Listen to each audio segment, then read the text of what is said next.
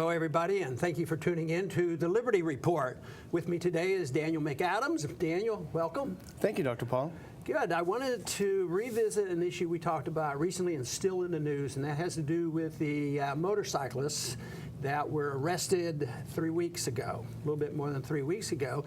And I understand that there was a bit of rallying going on this past weekend, because I don't know whether or not we could argue that our government has provided swift justice to this incident. What was this rally about on Sunday? I think it was close to 1,000 bikers came into Waco, and they rallied in support of the bikers who remain arrested.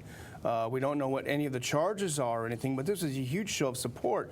But I remember when we did our initial program about this a couple of weeks ago, you suggested there's probably going to be more that comes out to this story, and it looks like there has been. Yeah, we have more, but I'd have to admit that I don't think any of us yet have a full understanding of this, because my big concern about our own government has not been resolved, and I think that's real important. I don't think that'll be resolved real soon. That is because we have heard and read that the FBI was very, very much involved in watching these groups, and they were there and the police were there. And how did this all come about? And if they were there to try to settle things down, how did 9 people get killed and a bunch of people wounded? But the big problem now is the fact that we can't get the information. And when governments become suspicious to the people want information, but what if they hide it? It makes me think immediately about the 9/11 report, and we want to know what happened, and even the family of the victims want to know what's happening. The authors of the 9/11 report wants to know what's happening, but the government hides this. This just builds up more suspicion on our government. So right now what we're doing is not hearing from the police. We want to know who shot whom and what happened and why. And they arrested 177. I understand there's still 143 in prison. No precise charges made. And this seems like wholesale injustice. You know, it's almost gang injustice. You know, there was an interesting article in the Daily Mail recently, and it quoted a couple of bikers who were also, interestingly enough, had military experience and were weapons experts. And according to both of these two, the initial couple of shots sounded like they came from a pistol, and then there was a huge barrage of automatic weapon fire, and that seemed to have been when people were falling down dead. And then according to the reports, there was only one automatic weapon found in the possession of a biker, and that had been locked up through the whole episode. So I don't know how this will hold, but these two witnesses certainly seem to have the training to be able to say that sounds like the police were the ones who responded with overwhelming force. And since they were already there, my suspicion is that they have a lot of evidence. And of course, the evidence of whose gun killed so-and-so, they have all the information. They also have the bicycles, the motorcycles, which are probably worth more than $1 million, and they have taken them. So I wonder what will happen there. But more importantly is the injustice. $1 million for a bond? I mean, none of them can do this. And I think the Justice of Peace that issued that bond said, well, I'm going to teach them a lesson. Yeah. Do you think that's a little bit of emotionalism? Is that equal justice? So I think right now we get a little bit more information, but we still have a lot of questions about what went on there. You know, I think also we saw some of the evidence is contradicting the initial claims by the police. Police claimed that the shooting started in the restaurant and then moved out into the parking lot, whereas the closed-circuit TV evidence shows that it did not start in the restaurant. So there, as you say, there are an enormous number of questions that haven't been answered, and the police aren't saying anything. You know, it's sort of ironic, even though the two incidents are not connected. We had the Davidians, you know, back in the 90s, where there was a question of law enforcement and, of course, burning down the Davidians' compound and killing a lot of people, a lot of kids in Waco, Texas. And here we have another incident like this. So this is really a problem that we have to deal with. But the biggest thing to me is what are the police doing? Were they involved? Was there any planning? Was there any incitement and FBI encouragement? And how did it get started?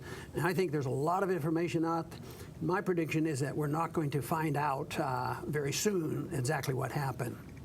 And we were discussing before we started today the issue of proportionality. You know, is is something that is not only evident in this case, but in a few other cases that we've seen, the proportionality of a police response to an incident.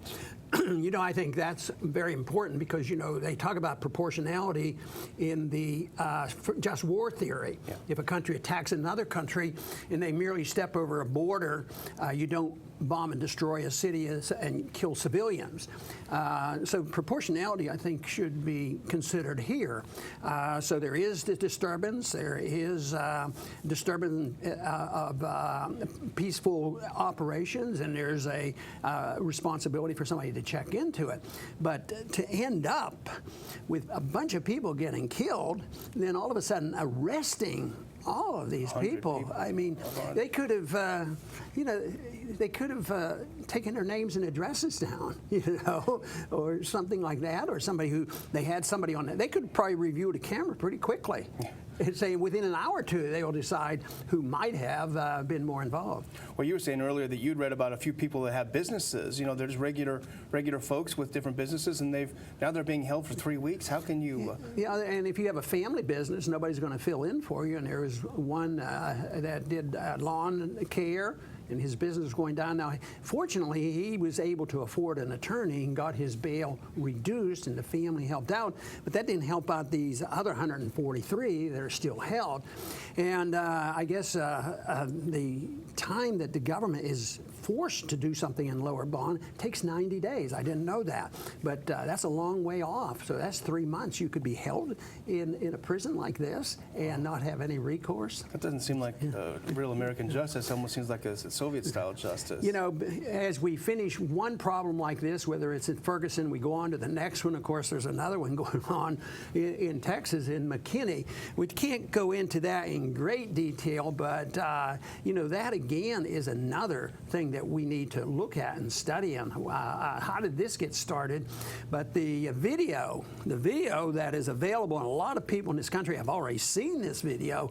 I mean, no matter who may have started it and who caused this disturbance of peace, there was something about that video that caught the American people's attention. And once again, no proportionality with that we saw. I mean, picking on teenage kids and knocking them down and pulling a gun. Yeah. I mean, there may be a place where you can calm kids down, but I'd hate anybody to investigate everything I ever did as a teenager, because we at times could get a little rowdy, but we never had to deal with that. It is an issue of proportionality, all other parts of it aside, I think. But you know, you've dealt with many times the whole issue of the militarization of police, the huge divide between the police and the population. Of course, you know, can't deny that racism seems to play some sort of role in these kinds of events. So it's I think it gets started